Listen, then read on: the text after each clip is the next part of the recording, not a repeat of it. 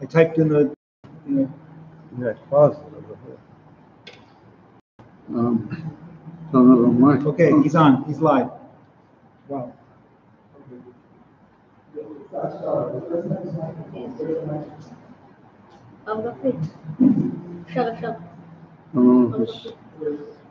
Can you hear me? Yes, yes. Shall I small thing? Yes, yes. No, okay. Can you hear me? Okay, so I got this sort of amplifier, and I don't hear myself usually. So I don't know if I'm talking loud enough or not. I got this amplifier working. Yeah, you need the microphone. It's only a blow-up, it's not a proper. This would be a microphone. Just talk loud. Do your best. My microphone is not Good. Okay. This is a very cool show. Unprofessional. So we're learning this evening the rivers from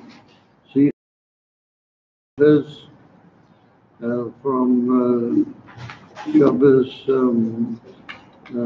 Gimel Tammuz Parshas Parshas Korach Oz B'Chutzot Toshin Nun Aleph. And the learning is taking place in the Beis Knesset.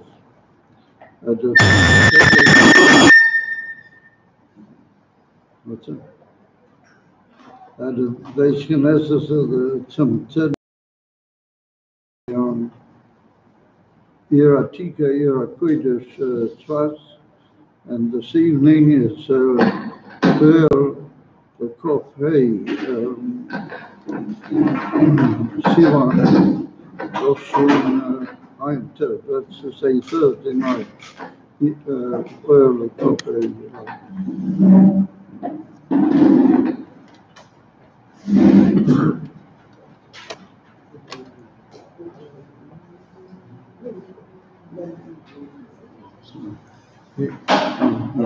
The clip is not working. Help him figure it out.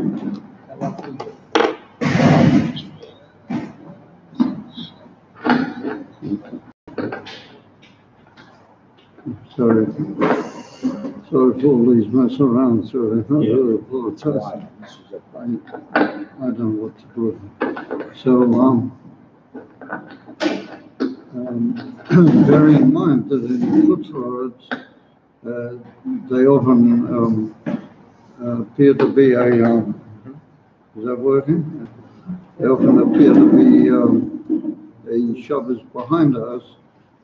Gimel Tammuz was a Pashkoila. So the river begins at Volosei Shalarebe HaKoidum B'Masorei B'Shnas Tov Reish Pei Zayin Nasuso B'Shlavim. The whole Geula of what eventually became Yud Beis Tammuz began on Gimel Tammuz, when the Rebbe was freed from the Shpelag, the prison. And he went across to his home for a short while, and then he was sent to the city or the town of Kostroma, supposedly at least 3 years, quarters. And then miraculously, the whole thing was misbattled, and eventually he got out on Yud Beis Yud Gimel Tammuz. So we see that Lafizeh, the Geula of the Frierdiker Rebbe went in stages. It wasn't an immediate one-time Geula. First of all, he was in the prison, and then from the prison, and in the prison there also happened a lot of missing of the emissaries. And all sorts of changes took place in the policy of the big windows, and things sort of graduated down till the point that they decided to free him from the prison and send him into as it were, Korach. So the Rebbe says it comes out that there was a number of stages. בגימל תמוז החליפו עשרים שוהים מהעין השלעי בחיים רחמנים יתרן לגולוס בעיר קוסטרמה. Like we said, the original intention was it would be for at least 3 years, solid golus. לאחר מכן, בי"ב בתמוז, הודיעו לי על שחרור המוחלט. שחרורי המוחלט, he was informed that he's completely free, the Rebbe, שהתבצע יום אחד אחר כך בי"ג תמוז. As a well-known, they actually sent the telegram to the post office that they should inform the Rebbe he was free, and the telegram, the whole information arrived on Yud Beis Tammuz. Thank you. However, Yud Beis Tammuz was on that particular time like a public holiday of the communism. There was some sort of Lahavdil Yom Adam on that day. So the Rebbe went walking on the street. That's just an interesting background knowledge. The Rebbe went walking on the street together with one of the Siddim who was with him. I think it was Reb Michal Dvorkin, and the host where he was actually staying, who was a Yid at that time. And a boy came past on a bicycle. And this boy on the bicycle, he happened to be the one who runs the post office. And he drove past on his bicycle, and he said to these 3 Yidden, he said, "Is one of you this Rabbeinu Schneerson?" So they said, "Oh yes." They pointed to the Rebbe, and he said, "Oh, there's arrived a telegram that you are free. But I can't give it to you today because it's a public holiday and it's forbidden for me to open the post office. And if I were to do that, I would lose my job. I just happened to see you. I'm telling you that that's the situation." So Yud Beis Tammuz was already the day of the Yom Tov, and therefore they went back to the Dira where they were staying, and there were all sorts of amazing signs of Simcha, and Simcha Sagiula took part in the house. Like with the gentleman that owned the house had a son, and he didn't understand Yiddish or anything in Jewish forms of conversation, but he understood that something very happy was going on. And he stood up on his head with his legs in the air, and he walked around, and he got up on the fence and made a whole sivur and everything. And that was his way of joining into the simcha. So that was on Yud Beis Tammuz. So we see that it went in stages. Gamli Achamakein, Adayin Hoyon Nichokan Mukhlat. Al-Madina Ha'i. Not only prior to the actual Geula was there a series of lead-ups prior to the actual Geula, but even afterwards, even though the Geula affected the Bala Simcha in a tremendous significance, and it had a significance for all of these followers, for Yiddishkeit over the whole world, etc., etc. However, things in the actual Medina itself at that particular time didn't alter openly. On the contrary, everything sort of seemed to remain pretty much the same. Therefore, he said, Medina Ha'i, meaning on Soviet Russia. The Neutru, Gezedas, Shoinas, of Israel, and there still were left over all sorts of very severe Gezedas against the Jewish people. meaning the religion of the Jewish people. Ad shebal hagiula, meaning the Frierdiker Rebbe, gam hayat tzorik limtzoya me'oisah Medina, until the Rebbe had no choice, but he had to leave the Medina. In other words, if he wanted to be able to go ahead with his work, that he realized that the situation was so, and it's well known that there were a lot of the communist authorities that were very against the fact that they had decided to let the Rebbe out, and there was a possibility that there might be a very severe change of spirit and all sorts of, they might have, Parota had it called, they might switch and want to go back on their decision under the pressure of the extremists and so on and so forth. So the situation more or less brought about that it was obvious that if he wanted to continue with his holy work on any form, the Rebbe would have to leave the country. And it's well known, the famous Sikha, that the Rebbe spoke to the Chassidim prior to his leaving, where some of the Chassidim said, you know, we can't have this, we don't want you to leave, you know, and the Rebbe said that he just has no choice. He simply has to leave. And so therefore, there remained over still a lot of very negative things for Yiddishkeit and for Yidden. He said, "V'rak b'shonim ha'achreinos." It's only in recent years that the Rebbe was saying in Toshin Nun Aleph that at that time, l'mayla mishishim shona achrei hagiula, meaning Yud Beis Tammuz, roim es ha'ishtalshelos mi'hagiula ha'i gulosim shel kol b'nei Yisrael me'oisah Medina. In other words, nowadays all the doors are open, and those who wish to leave are able to leave, even of their own free will, and so things have changed since then.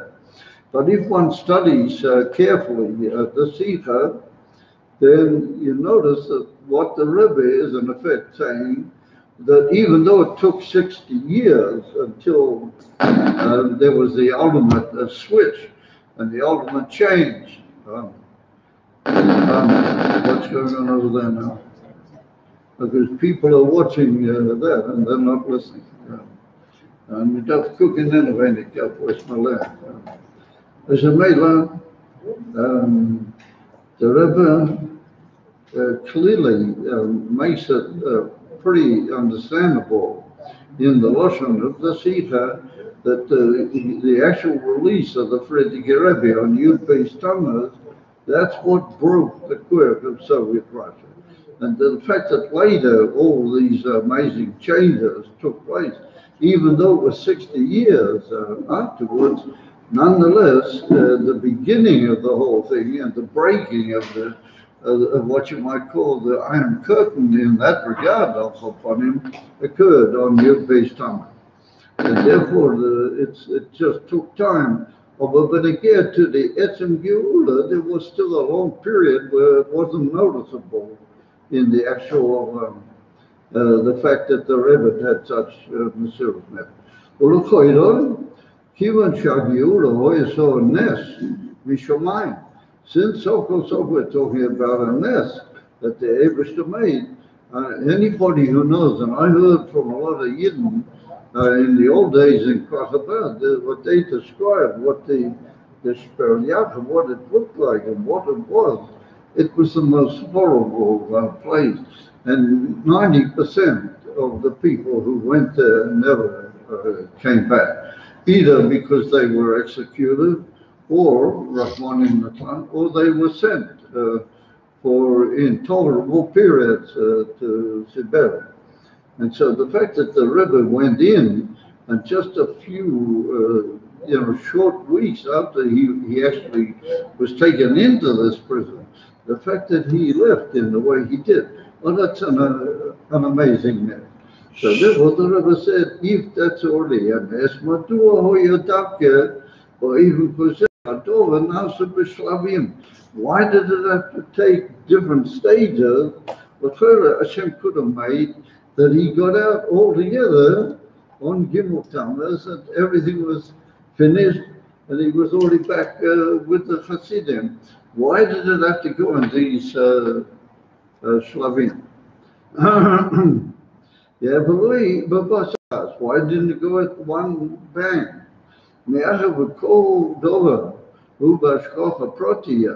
Since everything which happens according to the Baal Shem Tov is Bahashgocha Protius, or Befrat Kasher, the Koshur in Nasi Yisrael.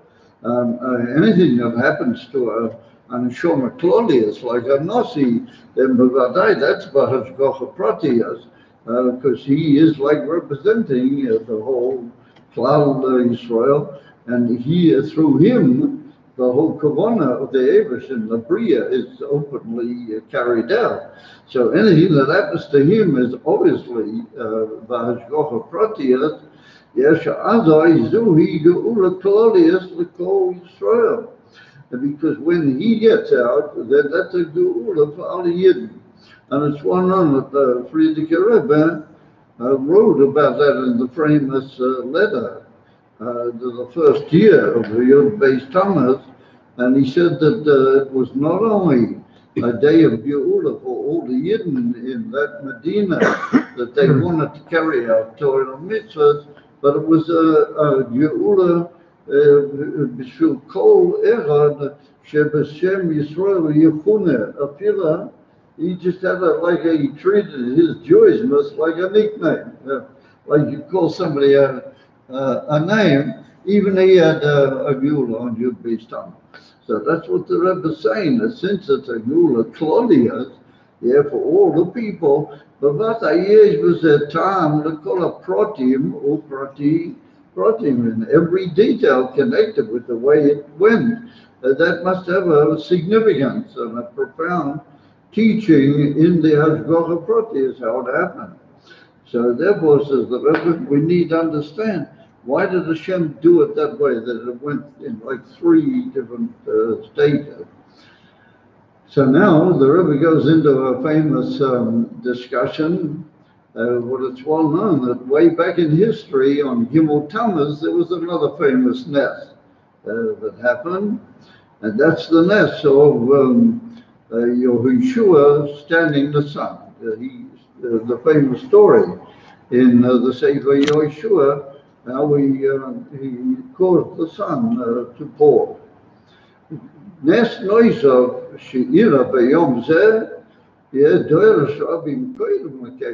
many generations prior to what we're talking about, who are Nes She'ira Eitzel Yehoshua, Shemesh B'Givain Doim, that Yehoshua said when they were fighting a certain war against the Goyim in Israel, and they were, Baruch Hashem, being severely victorious.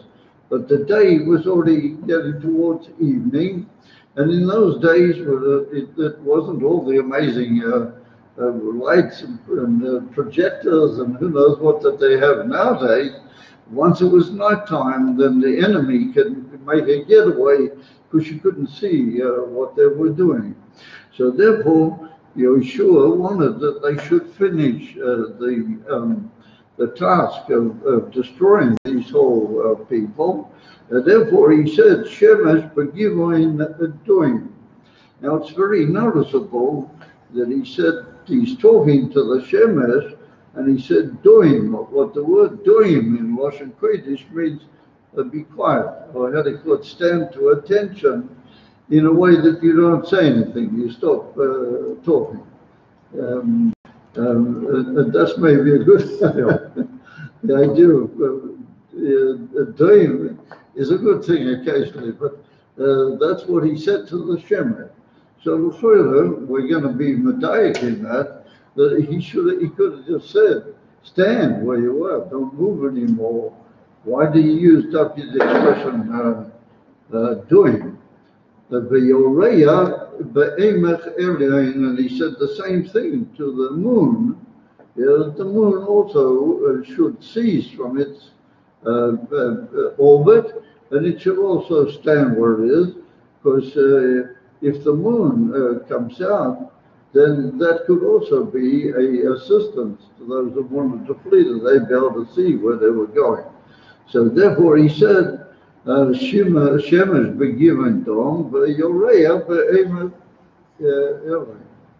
Melech would remain completely daytime for Mizpah X of hours, and during that time they would be able to finish off the fleeing after the enemy. So the Rebbe says, well, this is an amazingness.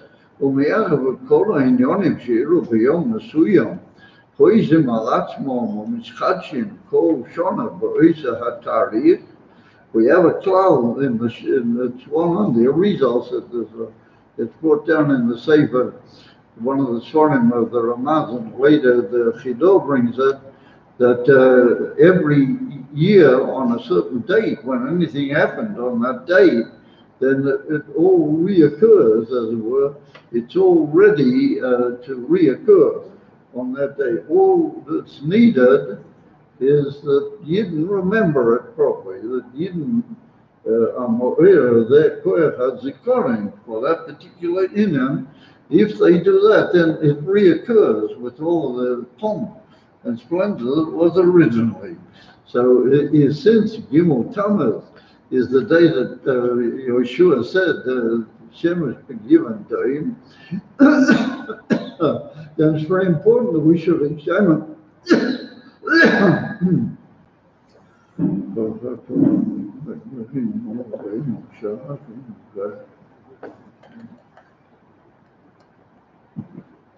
it's important that we should examine all of the details, because that is actually reoccurring, and we can learn from that, like Yeshua was able to learn at the moment that it first occurred. So the Rebbe said, ומערב כל העניונים שאירו ביום ההוא מסוים חוזרים על עצמם ומתחדשים כל שנה באיזה התאריך, מובן שיש קשר בין שני הניסים. Now that's a further point. Not only can we learn from all the details, but that means there must be some linkage between these two nisim, because they happened on the same day, as everything that's got to do with the Ness of Yeshua is, as it were, reoccurring on Gimel Tammuz. And since the beginning of the Frierdiker Rebbe's Ness occurred on Gimel Tammuz, as in Kenya, there must be a common factor between those two Nessim. And in action, Oisa Shaila, עצמו מסוירס גם בנגיע לנס שאירה עוד. So the same question that opens itself up, or is Misoyra, how do you call it, becomes stirred up, b'neged to what happened to Yeshua. Taklisha Ishalanes, the taklis of the whole mess, hoiso, arei b'dei l'nater eso umeis, she'imam nilchamu b'nei Yisrael. The whole purpose of the nest of the Shemesh standing work was, or that was in order to make them able to finish off the war with the Yom Ha'Olam. So Kivin Shahoyoch Shah Shemesh Tishokah, that the Shemesh will go down, and they won't be able to catch all the Goyim, all the enemy at night time. Lochein also Yeshua Shemesh Shaloi Tishokah. He stopped the Shemesh, that it shouldn't go down. If Yeshua is already asking Hashem for a nes, why didn't he say, in other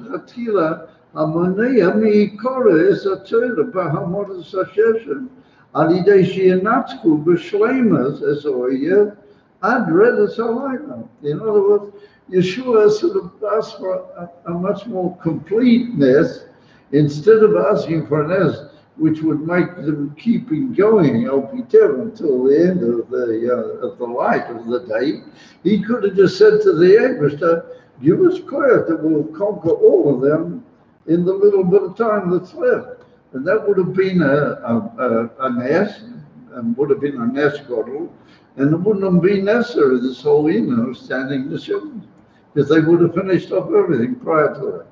But when we see that that's not the way he did it, but he asked that there should be like two stages. First of all, stand the Shemesh, and then we'll, in a way, we'll be able to chase after the enemies until we finish them off. Why didn't he ask for a more simple and complete net? So there was just the Rebbe, that's basically the same question that we're asking about Gimel Tammuz. Why didn't Hashem, or why didn't the Friedrich Rebbe have the schools that it all just be made on one bang? Why did he have to go through these different states? So the Rebbe says, "B'nishim yeshnam bo'ivim kloli shnei sugim." That when it comes to nishim, then in a general way we have two types or forms of nes. Ye'ikari shel nes, hu pa'ula kol shehi sheloi al pi darchei hateva. Generally speaking, a nes means that the Eibishter makes an interference into the running of the creation in a way that's not according to Teva. What Teva is the way everything functions, just the way it is mitzad olam kimin hogei noyeh. So a nes is like an interference and a shinoi beneged to the Teva. Ela shebezeh yeshnam shnei drachim. In that group, there are like two ways or approaches how we can do it. He said, Yesh v'teva nisha k'moishahu. There's one way that the nes, that the teva, just remains like it is. V'anes poyel shaloi mizger sateva. In other words, that nothing really changes in the etem thing that the nes occurs in, but Hashem just breaks it out of the usual run of the teva, and interferes when you get to that particular inyan with the way the teva normally affects that thing. But not that it really changes in the thing itself. He said, and we'll soon give a couple of examples. He said, Yesh v'hanes mishana es hateva atzmoi liyoi boi v'nacher. He said there's another form of nes where the thing that we do the nes in, we change that, we alter that according to the necessity of the nes, and that can have, how do you call it, interdevelopments with other things in them. Since I'm changing the very teva of that thing, that means it's going to function in a completely different way. And to make it go back to the way it was, I'm going to need a further, as it were, nes, to put it back the way it was. And koloid, that it's under the influence of the nes, it can interact with other things, cause them also to alter their way of functioning because of the change in him. So that's a different type of nes altogether. So the Rebbe said, "Zeu achilech l'moshel bein hanes shel makas dam." And here the Rebbe gives a very interesting example. And he said, what was the nes, the first Maku in Mitzrayim was the makas dam. So the Rebbe said, what was that? Hafikas hamayim l'dam. That's one. He said, Lebein hanes, to compare to the nes, she'ira kasher yoda shel Moshe ne'aflacha l'mitzayros. That when Moshe Rabbeinu put his hand into his his cloak, and he brought it out, and it was had a coat white with tzoras. So the Rebbe said, "V'hina yodim utzoras kisheleg." So the Rebbe said, "B'makas dam anes lo yishina es etzem hamayim l'mahul shel dam." He said, if you look carefully in all the Maimrei Chazal, and even what Rashi brings, it's not that the water changed from being a mahus mayim into a mahus manish of dam.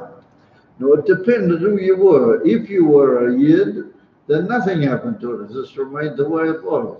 If you were a Mitzri, then it appeared to you and it acted to you like dam. but it was really water. But as far as they were concerned, it acted like dam.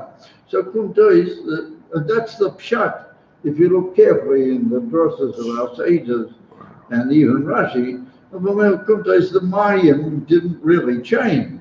The mind was the mind. It just depended who you were, where you were. It appeared to you as dumb and acted as dumb, but it wasn't really. So the Rebbe said, Kuntois, that that's a nes, and it's a change in the teva, but not really in the etzem mahus of the thing that you're talking about. Yeah. So he says, Anes hayashamayim b'matziyusam kamayim. The water, they're just in the same matziyus as what they always are, water. Nasu, the mission's manzeh kedam. They just temporarily appeared to the Mitzrim as dam. Ach ein zeh sheka'ei she'im kvar be'etzem dam. It's not that they are mamish really dam. Elohim mayim b'tziyur so dam. They have like a shape, depending on who you are and where you were, of dam. Elohim kasher chadal hanes v'hamayim chazru l'matzov mativi loya nidrus nes noisal. Therefore, we don't find another nest where they able to change the dam back to water. Nothing at all. We just find that everything went back to normal. Mela said, therefore, the Rebbe loya nidrus nes noisal b'gdei la'afoiges a dam b'chazara l'mayim. Dai haya b'silu kanes. We just took away the effect of the nes, and the water was water. He said, Hanoisa, Hanoisa, Al Teva Hamayim. So he says, Kach, Shahem Yeshuvo L'matzovom Harishon. They just go back to the way they were, because the whole thing was a min change only in Chitzonius. It wasn't a change by Etam, Amahur. Eisu Moshe, the Yom Hazais, Mitzad HaNes, Nasu ze yodel kisha atzmo b'matzav shel tzorah. He said, by Moshe Rabbeinu, it was already a different hand. It wasn't the same hand as he had before. It had gone over to a hand of a matzorah and was like Shelig, not just to Moshe. It was really, it was a leprosy hand. It was a hand that had changed into tzorah. And that was the Rebbe. Mitzad HaNes Nasa Yodi Kilasha Atzmo B'matzav Shel Mutzerah Ubidei LaHashiva LaMatzav Rogil Hoya Tzoreh B'Nes Noisa. The Meforshim Masbir that to take it back to the way it was, that itself was an extra net. Even with that need an extra nest to take it back to normal, that's a sign that the Shas Maisa. It was really not normal. It wasn't his hand anymore. That's two different types of nesting. The first one, we don't really alter the etzem door that we're making the net. The second one is that we alter him altogether, and then we got a problem. How do we get it back to how it was? So Hashem, in his goodness, he makes a further net. So the Rebbe said, "After you came, or doing being your name." When it comes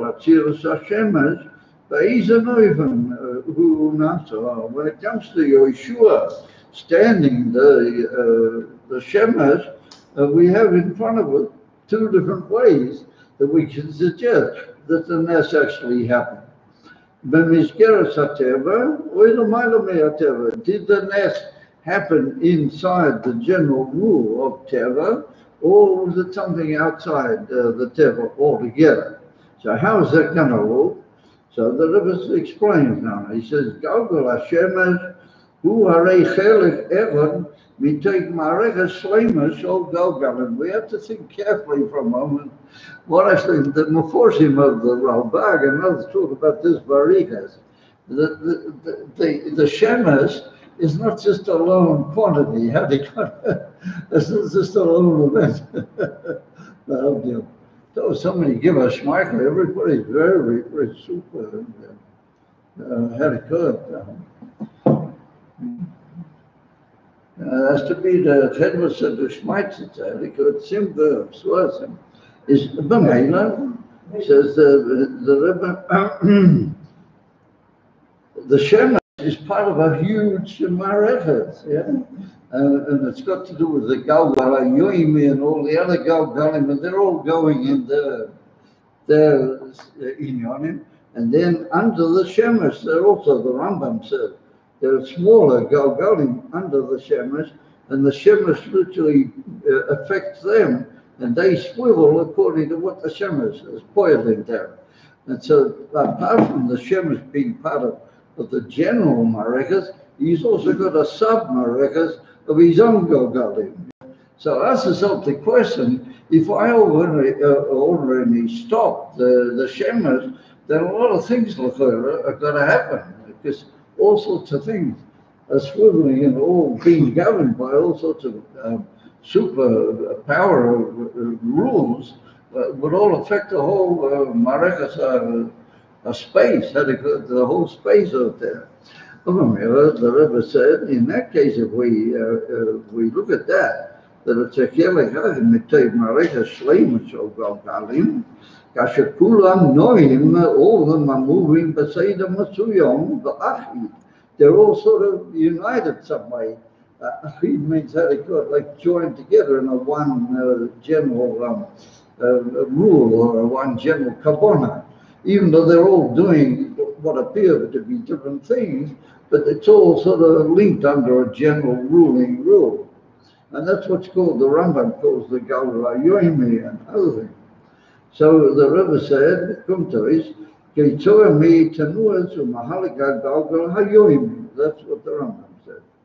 Kaish Kasher, Shemesh Mashanim Meslu, Haragio. However, if the Shemesh will all of a sudden stop doing what it usually does, its usual passage, then that can be in two different ways. Oi sheshinoi mahalach hashemesh hu chelek mishinoi betenuas kol hagalgalim. So the Rebbe said we can see that the stopping of the shemesh is just part of a general shinoi in the movement of all the galgalim, all the other planets and small planets under the sun are all going to have to stop. But otherwise, they're all going to crash and meet up with the Shemesh. It's going to cause a huge, how do you call it, lack of Seder in the whole Mareka. And therefore said the Rebbe Zu be'etzem oivim hasheni, that we were learning that we have to make a change in the teva of the whole thing in which it's happening in that. And we have to change everything. We change the teva of the Shemesh, and we change the way he relates to all those around him. Yeah. So he said, Kasher teva atzmei mishtaneh l'seidah chadar. Oi, said the Rebbe, we can maybe say another idea. Oi Shema, but even Arishon, maybe it was like the first one, like the dam. Ateva nishar b'tzuroseihi. The teva of all the galgalim and everything remained the way it was. Yeah, Rak, says the Rebbe, galgalim kulam mamshichu b'sidrum atmidi. Everything just kept moving normally. But toy teva zeh nasador bilti rogio. That the Eibishter made a nest that he just stopped the Shemesh and he just let everything else function, but he was careful that there wouldn't be any severe accidents, but otherwise he just sort of kept moving basically pretty much the same, just that the Eibishter interfered with the movement of the Shemesh. He said, Hashemesh lo yishaka, Galver Hashemesh, vayireh bilvad ne'atzur. Only they stopped, but everything else just kept moving. And Hashem guarded that never brought any special disaster. But we see that if I learn like the Hashem just kept doing what it usually does, basically. Hashem just said stop for a certain amount of time. Nothing changed. The Shemesh didn't change, and neither did the whole Mareka. That's the second way, but that's the first way we learned over there. The second way is we changed the whole way the Shemesh is moving, and therefore we changed the whole Marekas, and we all made a whole new Seder And that's changing basically the Shemesh and the whole interrelationship of the Shemesh with the whole Marek social mind. So there was, those are the two possibilities. You follow? And those are the two, that's like the down or the hand of Moshe Rabbeinu, which would mean that when he put the Shemesh back into its normal function, he would have to alter once again the whole Seder and make that all go back to its usual function, that everything would be all right. So in other words, you would have an extra net, as it were, a deliberate interference on the part of Hashem at the beginning, and a likewise interference at the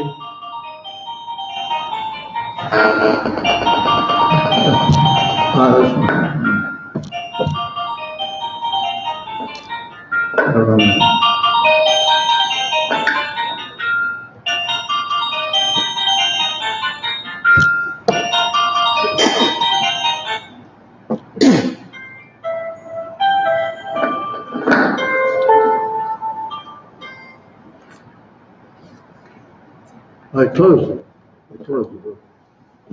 Ramelan says the Rebbe, Benes Acher, Olam Mesupa B'Parshas, we have a third Nes that we haven't dealt with yet. And the Rebbe said we have a Nes in our Parsha, Ne'ema B'Mefurash, Keitza B'Hayo Oiven HaNes. The Rebbe said that in this third case that we're going to deal with now, which is written in our Parsha, then we're going to know exactly what sort of Nes it was. So he says, "V'hemshech le'ira ala kohuna alidei Korach," in reference to the whole further development of Korach's his complaint against the kohuna. Tziva HaKadosh Baruch Hu l'Moshe l'kachas matei mikol shevet. The Eberson told Moshe that he must take a staff, that he called a straight stick, and a staff from each of the Shvatim. V'hoyu ha'ish asher ev chaboi matehu yifrach. Of the master, I will choose him, meaning that he's the real one, to be the Koyan, or the Koyanim. His mater will bring out forth flowers. And the Mate Levi was one Mate, both for Levi's Rashi explained, both for the Levim and the Kohanim, because so they're all one shape. Of whoever I have really chosen to be the Kohanim, his Mate will bear flower. According to all the details that are mentioned in the Parsha, and that's the way, in effect, that it was. Ine Korach Mate Arim, La Mate Levi, that the flowers appeared on the staff of Aaron, that he belonged to Mate Levi, the Yotzitz Perach, the Yotzitz Chitz. First of all, the Mate gave forth a flower, then it gave forth a appearance in the form of a fruit, but that he caught a very small appearance, and then Vayigmoel Shkedim, and then at the end it gave forth and produced finished Shkedim. The Kan Roim Dover Manya. So here we see Mamish Goloi. Mitzad Echod Hoyazeh Harein Eskodov. This is a great nest. L'mayla Miter HaTeva. Sharei Mate Lo Shayat L'Tzmigas Pelas. A staff, it's just a wooden staff, doesn't grow pelas. V'yachadim Zois Lo Hoyazeh Boyman Shel Dilog Al Shlavi HaTzmicha HaShoinim. Nonetheless, this nest didn't jump over all the different stages that you go through in order to get a fruit. First of all, you get a flower, then you get a little appearance of the fruit, and then you get a more developed fruit. And that normally takes a certain amount of time. Here, it went quick. And so that's Einuchan. I mean, that's Lamaila Me'ateva. But the Yetziminian is not Lamaila Me'ateva. That was first of all, yeah, how do you call it, just a little flower. Then there was a further development. And then it became the great Meforshim point this out. Also, there's a Medrash Mefurish, and I think it even appears in the Gemara. It's even brought down in the Gemara that when Yoshiyahu took the Aron and he hid it down in the Mechilas underneath the basin, he took also the things that were alongside the Aron, and he took the Mate Aron also. So it's certain that he took the Mate, the Rambam brings it, in Procheya v'im Peraseya. That the Mate had still on it the flowers and the made of the full fruit.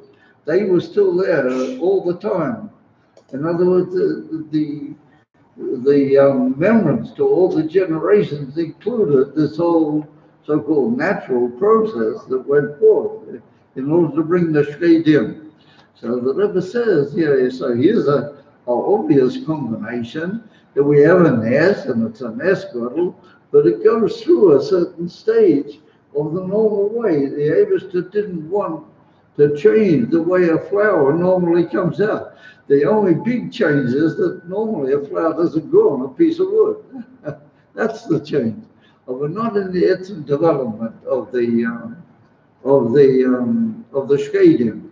So there was a Rekan Roim Doverman, Mitad Eched, is the Nes Godlu. Yelamayla Mendelket, Shali Mate, Loi Charlotte Mikas Pet. Viadim Zois, Loi Zebo even shall dilag al Slavi at Smicha Hashoinim.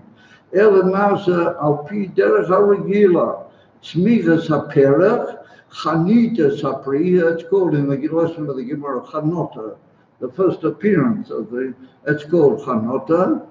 Chanota, Chanita Sapri, but Smicha Sapri, and then the Etzapri itself came out. Ulachera, Lashem Ma Begidl, or Yatsori, Liyoishkam Seder Gidl TV. Ulachera, there didn't need to be a Seder of Gidl TV. It could have just given forth the Shkedim straight away. It could have just, if he wanted to show who's the emissary Koyan, Hashem, he could have just made Shkedim. Why did he have to go through the whole Seder? First of all, Perach, and then afterwards Chanota, and then afterwards Pri. So it says, come to Eislopizet, it went through the Derech HaRegila. Smichas HaPerach, Chanitas HaPri, Smichas HaPri. Ulachayru, L'Shem Ma Begidla Etzorik, Li'eseda Gidl TV, Are L'Tzera Taklis Hanes, Asiman B'nei Yisrael Abuchiras HaKodesh Bogo Ba'arin, Lo Yatzorich Yebekach, Lo Yadoi B'tzmikas Shkedim, Alamate, Lo Kol Tali TV, Shal Tzmikas HaShkedim. In other words, Hashem could have just made Shkedim, or he could have made anything on the top of it. Why did he do it in such a way that it grew naturally out of the Mate? But it could have said, so now we're getting to the point. So the Taklis Achidas Banesi, what is the Taklis of any Chidas which Hashem makes through a nest?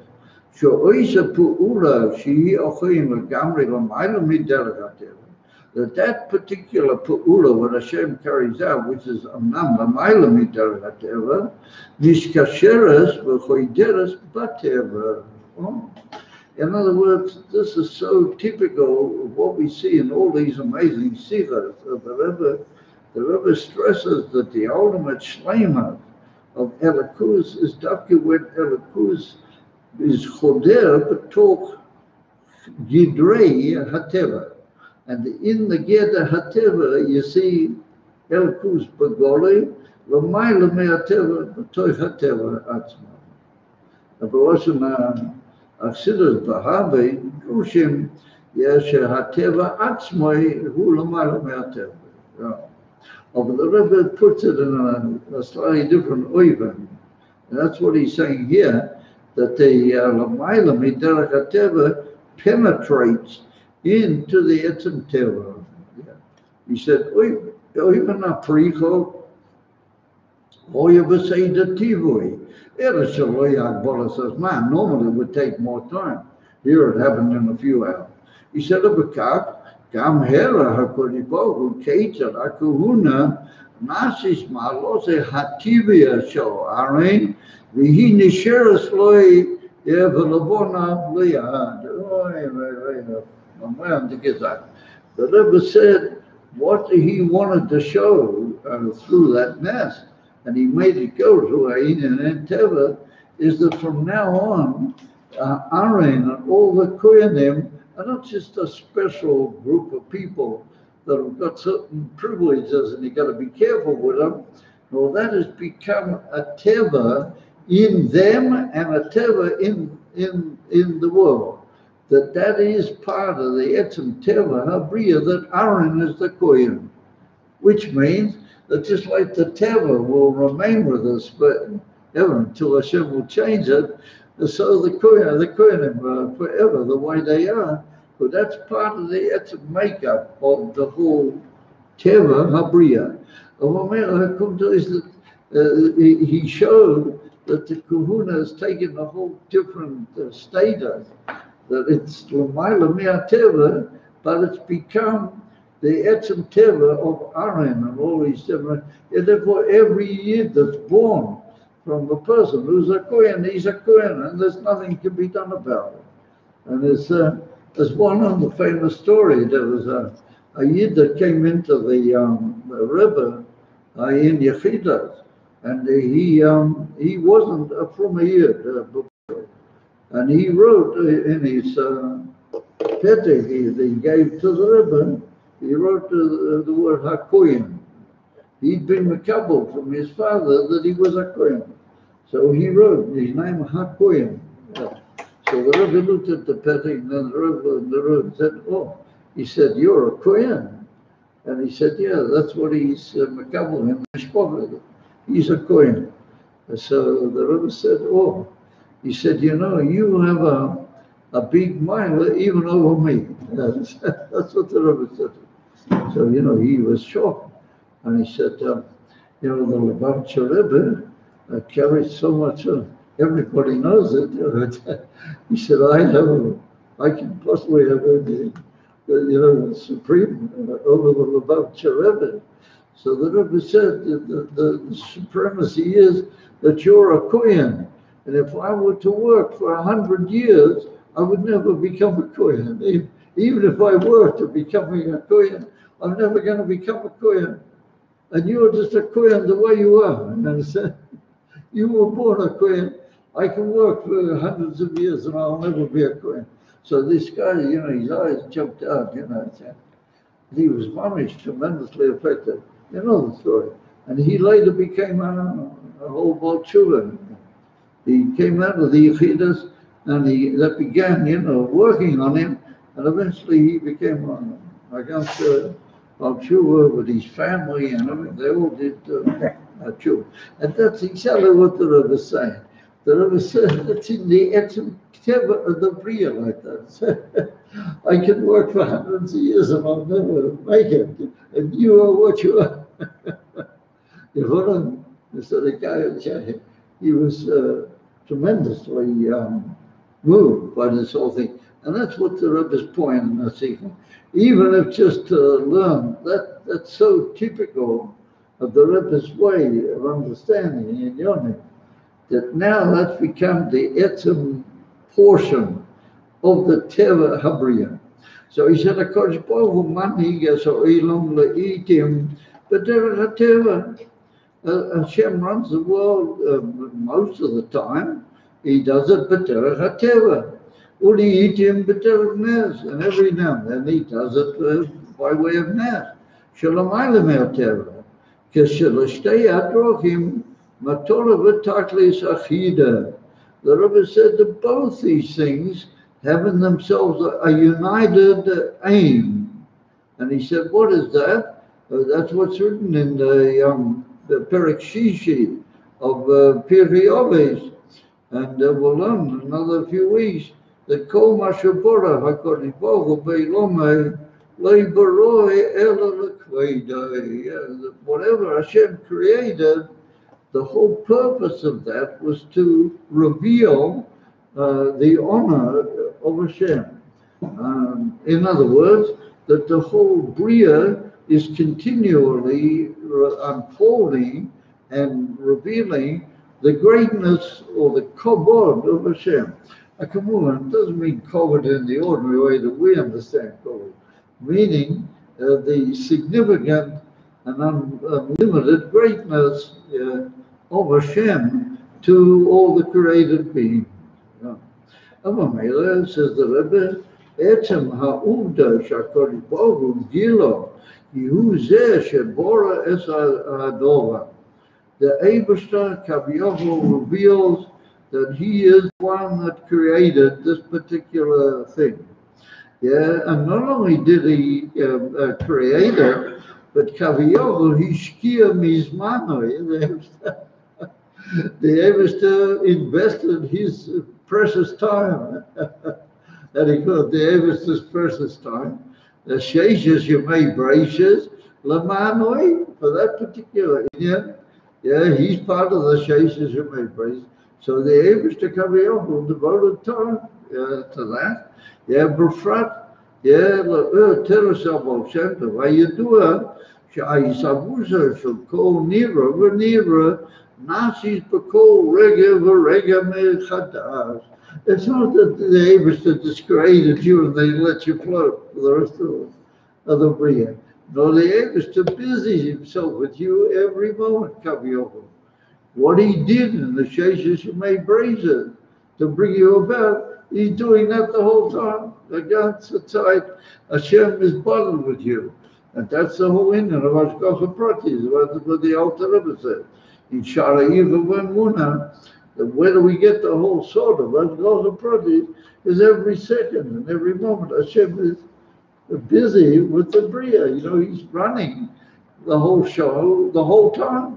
And that was the Rebbe Kuntais that he's a Musay. There should call never nasi to call regular mechodosh. The lawyer is a dover. The brio wasn't just a one-time thing. B'shasa bria. So the Rebbe said that we can imagine al piseichel that Hashem would have made the whole bria chad pami, because whatever's needed to keep every niver going, Hashem could have made a big investment of a huge amount of koya to run the whole bria. He could have put it inside everything, and he could have remained independent of the bria. But the way the Baal Shem Tov revealed us is that every moment Hashem is, like in Perek Beis in Shara Yichud, that's what the Alter Rebbe points out, that literally Hashem is every second, he's busy with the bria. He's, as it were, the whole time recreating it. So he says, calls him Mahava Hichocha, Shakar Bogo, Ochen Wotsishal, and Nivroim Yakesha to Midi Imaboy. That reveals another aspect to it, that Hashem wants to have a kesher with every one of us, and that we should have a kesher with him the whole time. He could have made it that way. He could have made it, but then he would have been separate. We'd have been here and he'd have been there, and he's koyach is keeping everything going. This way, we have to do with him, Kaviyachol, personally. He said, Shekesh is there, and this particular kesher that we have the whole time with the Eibishter, not only that we obey what Hashem says, not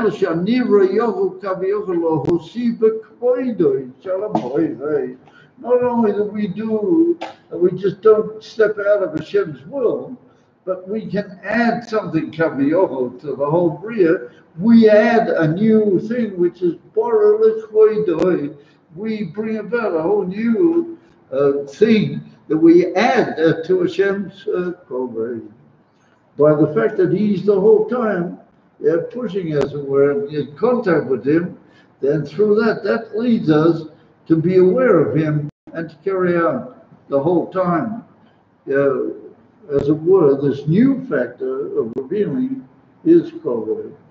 It's a whole amazing situation. So the Rebbe is going to tell us later on. The Rebbe says that why do you need to eat every few hours? Then the Rebbe's got a whole hour. Moshe Rabbeinu, when he was on the mountain for 40 days, he didn't eat. And it's written that he was mitzdayer. Moshe Rabbeinu was mitzdayer. Yeah. So what's he got to be mitzdayer about? He's learning Torah from Hashem, and he's got no worries with Achilles. Perfect. You know. Why did he have to be mitzdayer?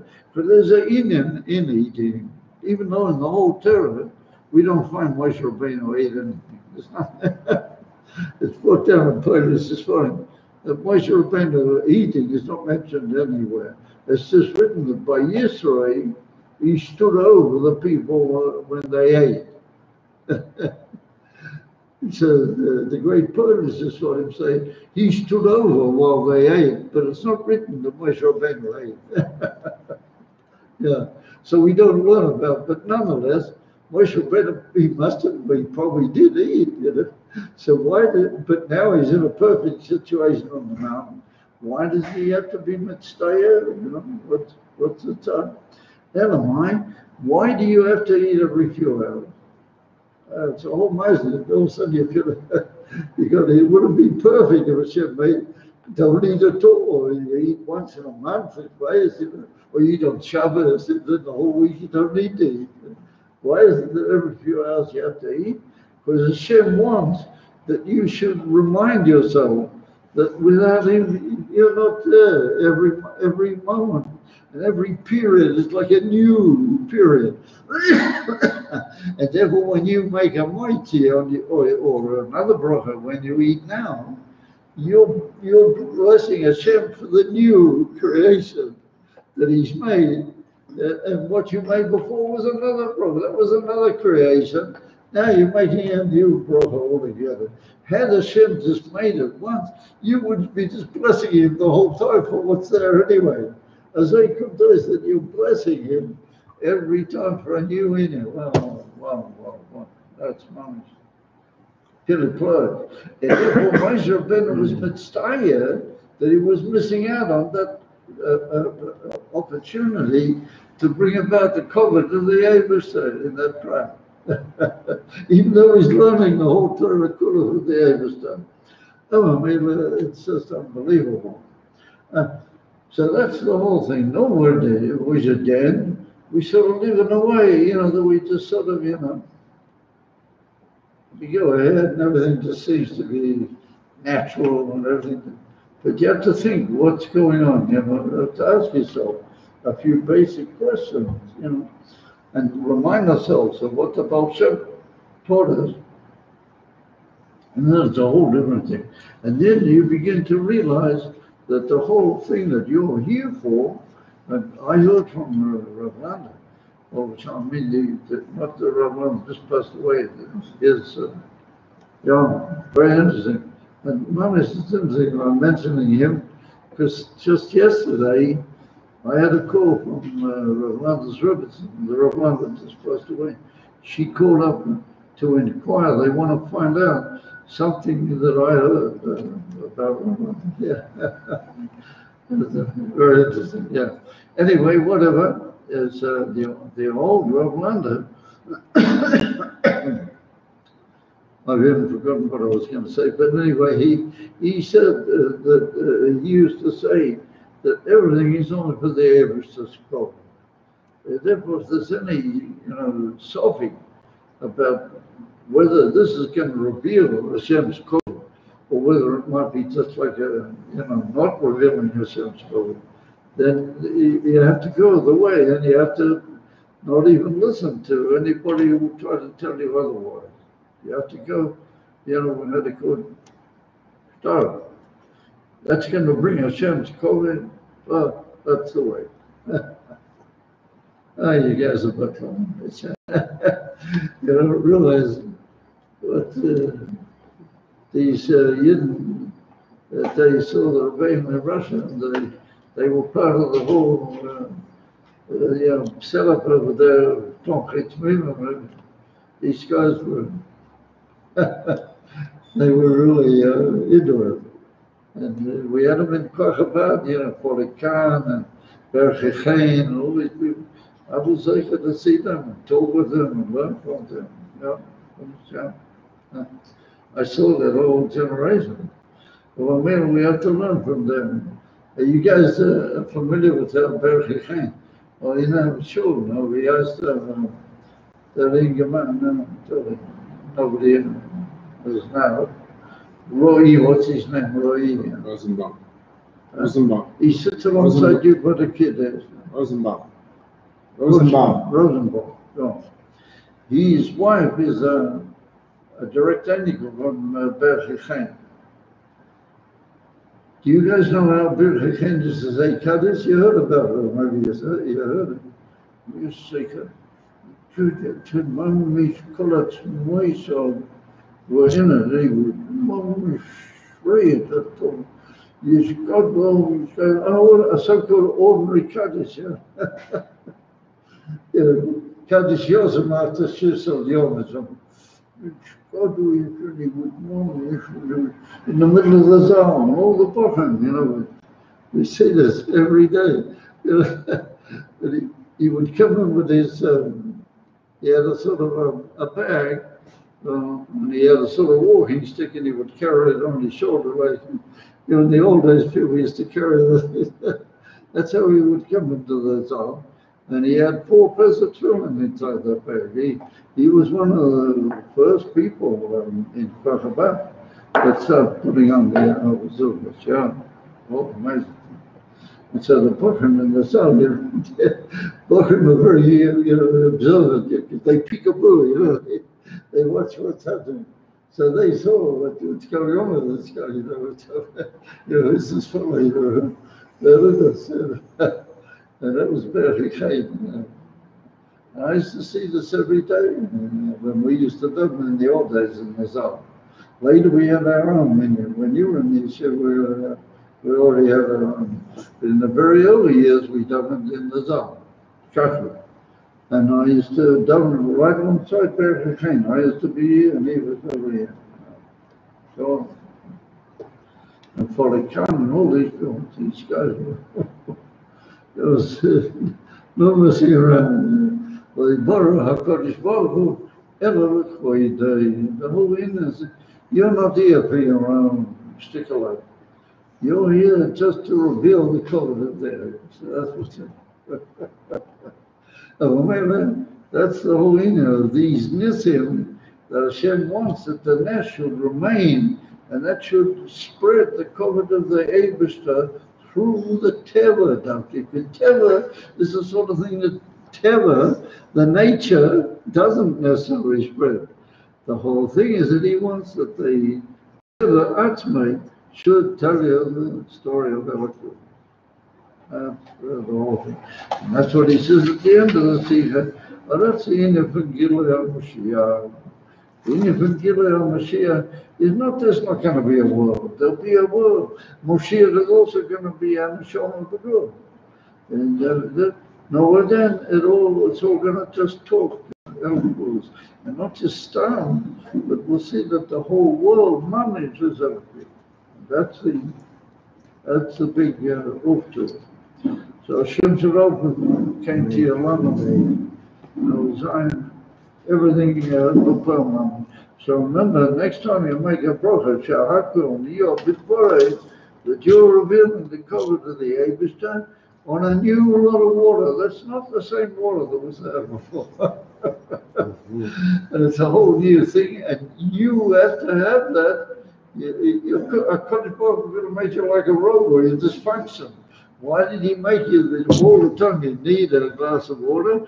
Because he wants to reveal his covenant on a new lot of water. Yes, my gentlemen. Have a good evening, everybody.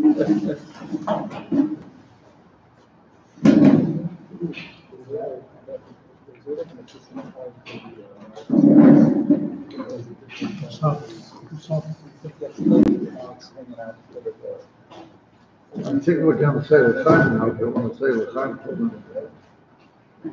Correct. Also,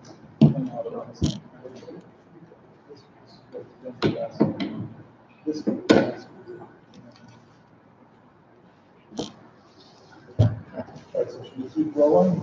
Keep going? the writer within the sea, what do you have to eat every few hours? It's a till you get hungry and you do that. Just, eat once a month or twice once a year or something. All the time. You got to keep revealing the forward on a new lot. It's not what was there before.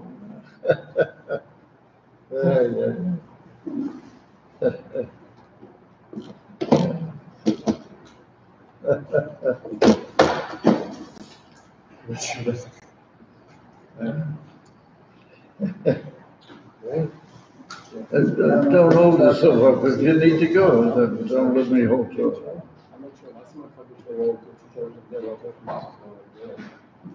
Oh,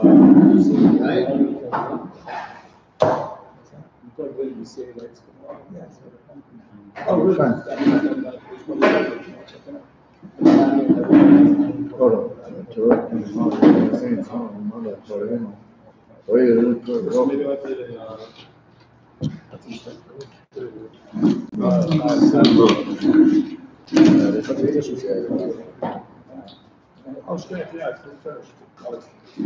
Gafne, straight, thank you. No. I had an important phone call. That's why I had to charge my phone. But no, I'm here. So listen, Debbie, come on in, bro. Sit over here. This what we want. It will become moving a thing which is a thing which is written in the Zohar. And the moment of Rome brings it down in Hilda's Suda, I think, or Hilda's Brothers Suda. The moment of Rome brings it down. That it's written that Rabbi Hanina Saba, even after he had the whole meal on the table, what he was going to eat was already ready on the table, and all he had to do was go and wash all and start making a broth or whatever. He would pray to the Eberster that he should give him Moses. Yeah. And it's you already got the Moses already on the table. What are you praying for? You've already got the Moses.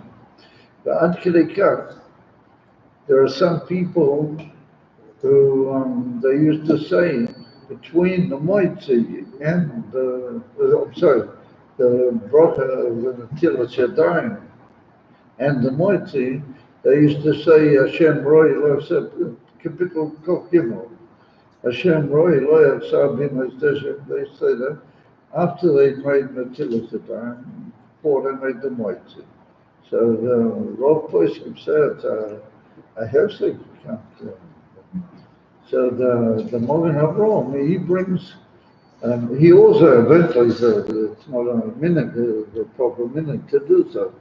But he said to be Malamed Tzvus on these people, he said they're like Rav Hamanim the Saba, that they're already going to eat, but they are thanking Hashem that he gave them to eat, because they don't somehow or another just rely on the fact that even though it's on the table and waiting for it, that's not yet, as it were, the proof that you actually have it. You follow? When you actually come eat. And so he says that's why they say something like Rav Hanina Saba made an extra prayer before he actually ate the food. This is the one that I wrong with.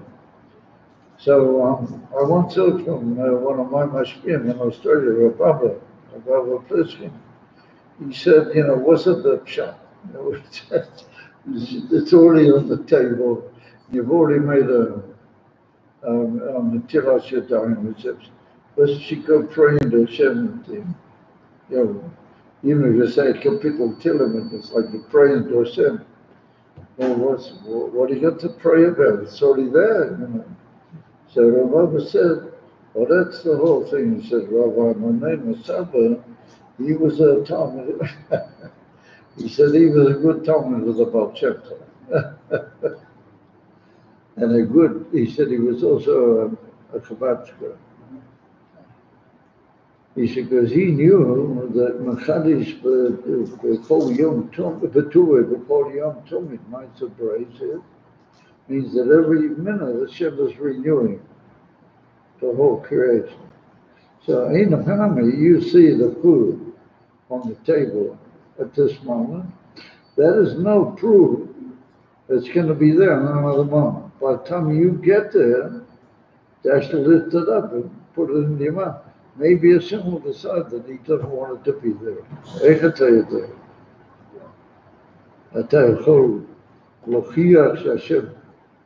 I mean, I suppose you can say, well, so far he seems to have been pretty solid. So maybe I'll just rely on what seems to be. But you can't really rely on it because there's no proof of one rigor to the other. When you think about it, it's a very profound idea that the Baal Shem Tov revealed that one moment is not a proof to what's going to be the next moment. That's very moving. In other words, it's the whole time you're just being reshaped, remade every minute, and one moment is not necessarily a proof or a to the other moment. You follow? So it contains what he said that he had a very good point. Right? Therefore, before he actually ate his meal, he would pray to Hashem that he give him more. I already got it on the table. That's not a proof one moment to the other. But it flows. I remember that very vividly. I remember Baba said that that occurred to him. I went into my computer and made a new program. I don't know how to describe it. Different way of looking at things. And he said with that, and I don't know how hold you guys up, but he said that with that we understand another Gemara. Rabbi is very a big bucky in Shas going on. In Bava Basra, in the second Perik, there's an interesting Gemara where the Gemara asks, how do we know that Bovel, the city of, or the state of Bovel, is Mitzof in Eretz Yisrael? How do we know that it's at the north of Eretz Yisrael? Because it's written on Posik, so the Gemara says, Teksiv Mitzofan Tiposek Hora Kolor Chatshonim. The evils that was at that time were coming from Bovel, that will come from the north. It's written in a Posik. So we know that Bovel is the north of Eretz. So you're happy with that? I remember when I learned that, I sort of looked at people and I said, wait a minute, what's your thirst? I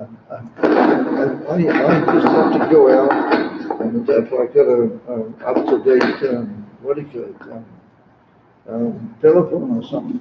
I got a compass. I just look at my compass, and I know that Paul is talking. I know. What else? The worst is I can just open Exodus I see in that, Paul is north of Eretz Yisrael. What do I need a posse? What does he come on ask? Yeah. How do I know that Paul was Mitzvah and Eretz Yisrael? And what I have to have a posse to prove that to me? So Rabbi said, yeah, it's a good question. He said, oh, it's the same turrets. What you see to be the situation now, that's not prove that in another minute, that's the way it's going to be. Because all American is that the whole material of the world is totally in him every minute. Every minute is that you can't really know for sure what anything really is. And by the way, it's interesting that generations later, a Yid called Einstein, he came up with this idea of relativity. And that's basically what he says, that you can't really know one thing from another. He doesn't say because it's all dependent on the Abishter, but he said it's all just relative, so you can't really know one Matthias from another necessarily.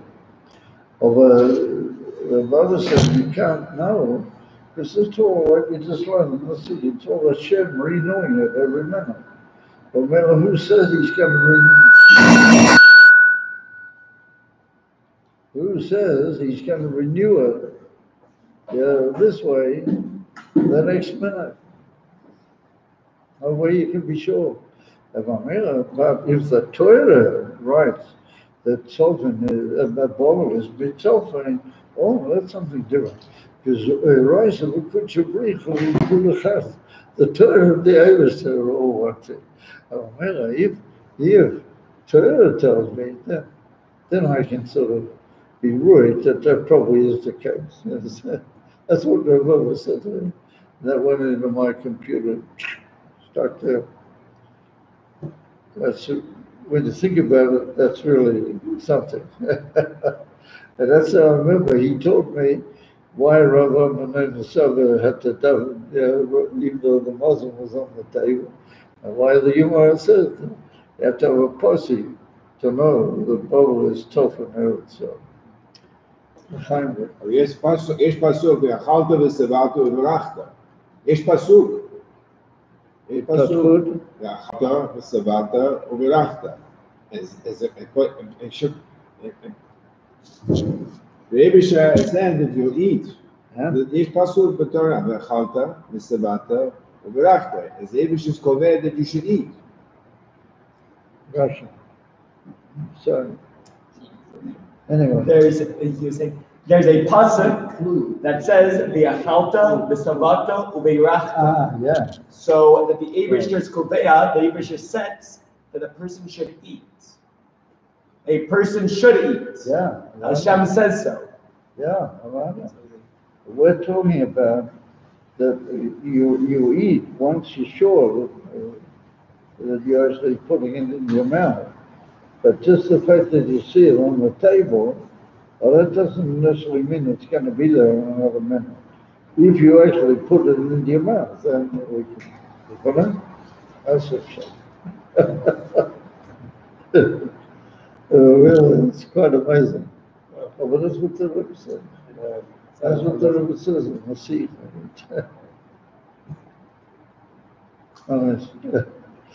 So listen, guys, we're going to get down to business.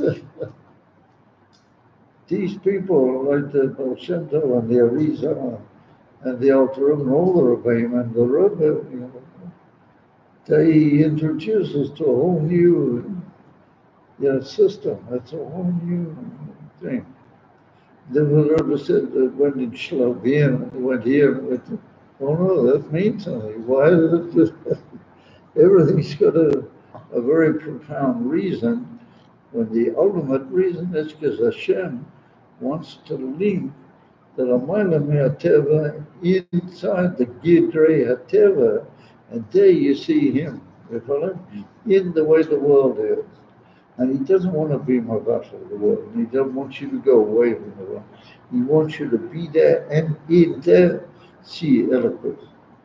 And that's the holiness of Mashiach. That's the Ufta of Mashiach, that will be Bepshita. That will just be a clear thing. Okay, what are we going to be doing? We won't have to struggle to get to that. What are we going to be doing in Mashiach? We want Atzmos now. Going up and up and up the whole time. Yeah. Aliyahs the whole time. We want Atzmos now. We want Atzmos now. Yeah, exactly. The Siddim will go around and they say, don't be satisfied just with the Gilui. You demand that. No. Therefore, I remember, I think I told you the story, talking about Parshas. I was once at a shiur with Rav Khan was teaching